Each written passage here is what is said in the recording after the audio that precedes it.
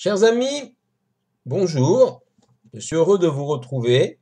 Nous allons aujourd'hui nous pencher sur la sidra de Vaera, la deuxième sidra du livre de Shemot, une sidra qui va poursuivre le récit de l'Exode, le récit de la libération du peuple d'Israël. Dans la première sidra de Shemot, Moshe a reçu l'ordre de l'Éternel d'aller voir le Pharaon et de plaider pour une libération du peuple juif.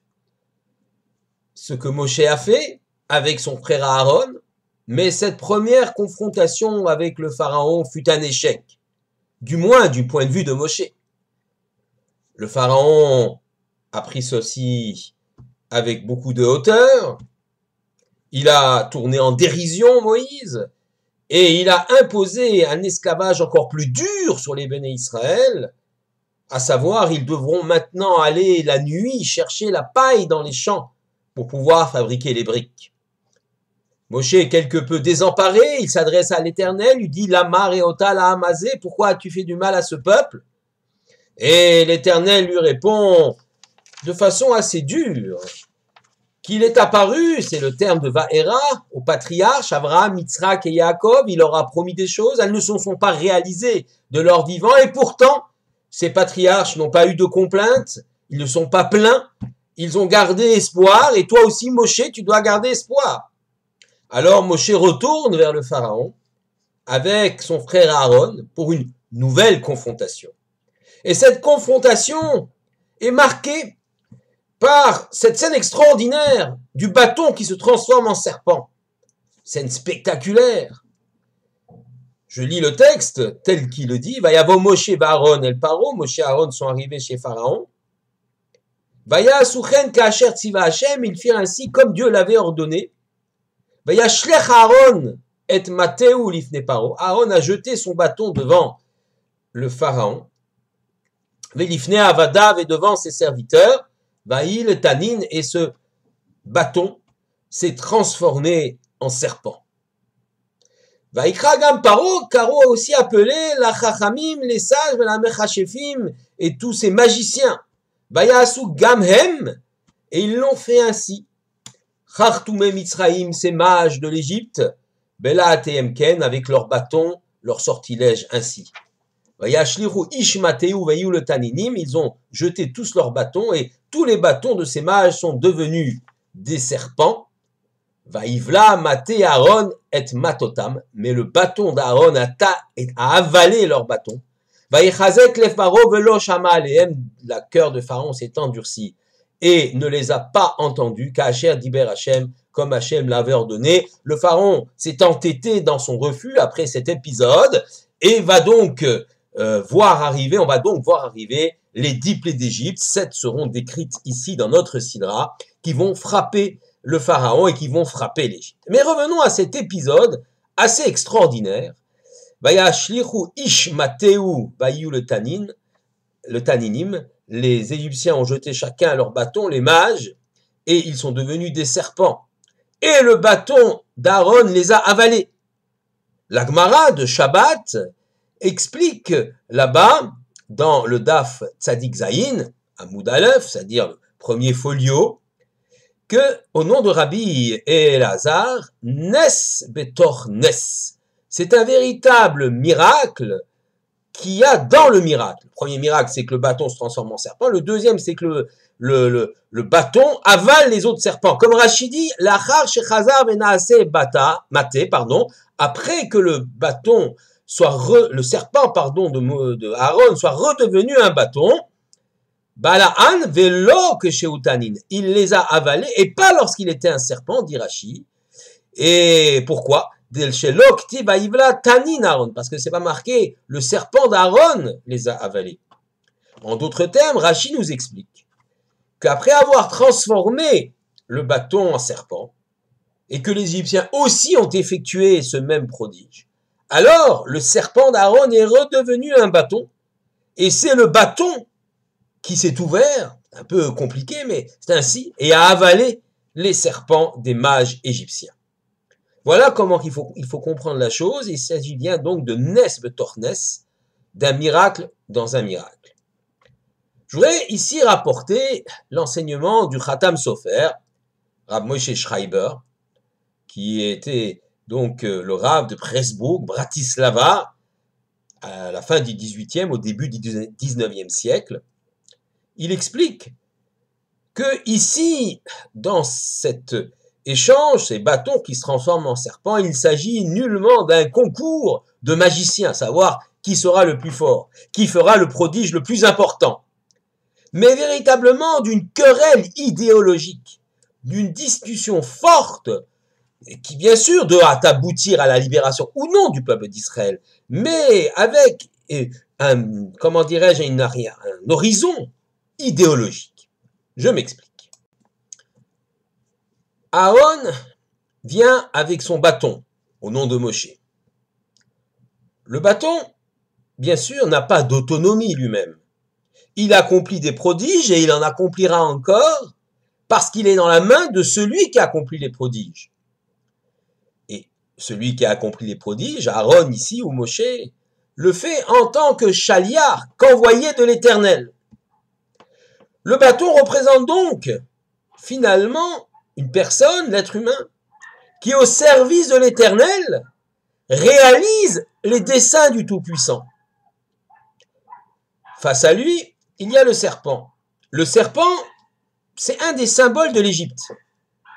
D'ailleurs, nous savons que la représentation du serpent se retrouve dans de nombreux endroits sur les bas-reliefs égyptiens. Le pharaon lui-même, dans sa coiffe royale, sur son front, était posée une sorte de petite statuette attachée à son front en forme de cobra, en forme de serpent. Il s'agit là d'un symbole de l'Égypte. Le serpent est un animal autonome avec sa propre vie.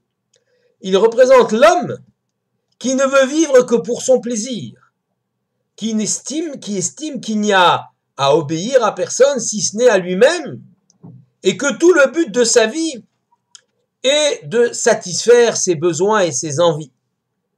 Ainsi se présente l'idéologie de l'Égypte. Nous sommes les maîtres, il y a des esclaves. Les maîtres égyptiens ont besoin de satisfaire leurs besoins, et pour cela ils ont des esclaves qui leur obéissent. L'esclave n'est qu'un objet dans la main du maître. Mais en aucun cas, le maître ne pense à réaliser une mission, à construire quelque chose. Le bâton d'un côté, c'est l'homme qui se considère être l'instrument de Dieu dans la réalisation d'une mission.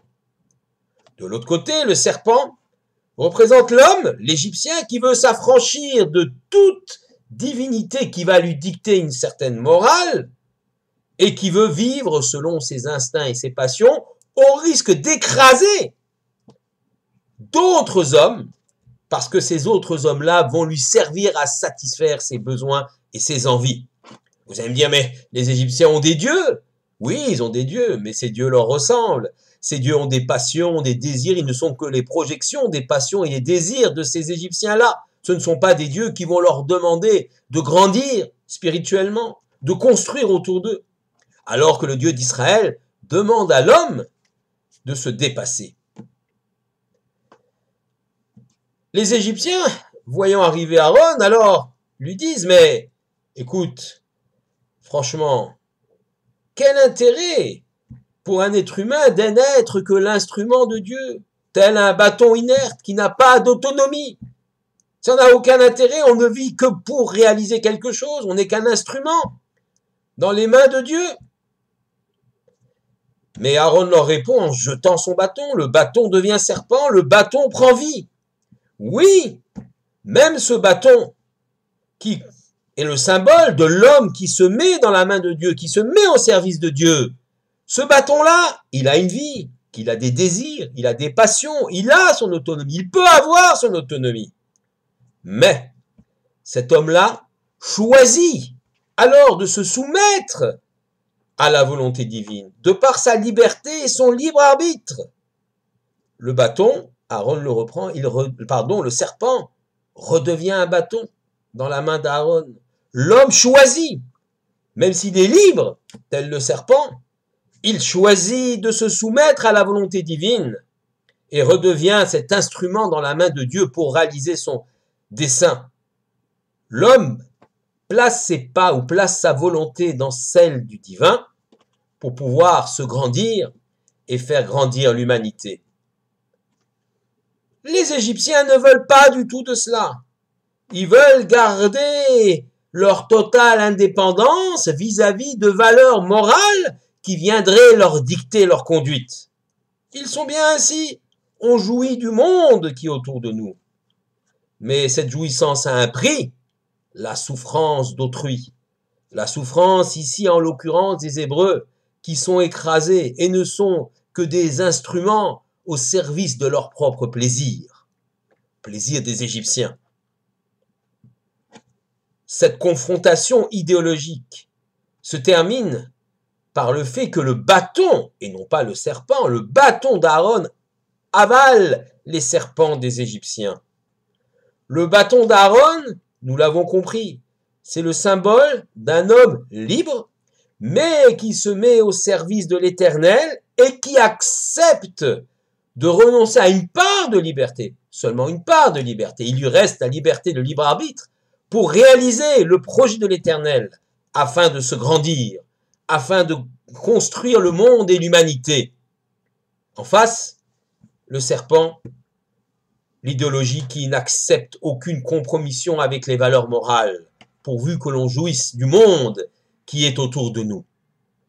C'est là la victoire idéologique du bâton sur le serpent, du bâton d'Aaron sur les serpents des Égyptiens, de l'homme qui se soumet à la volonté divine de façon volontaire sur l'homme qui pense en affranchir en ne vivant qu'en assouvissant ses désirs et ses passions.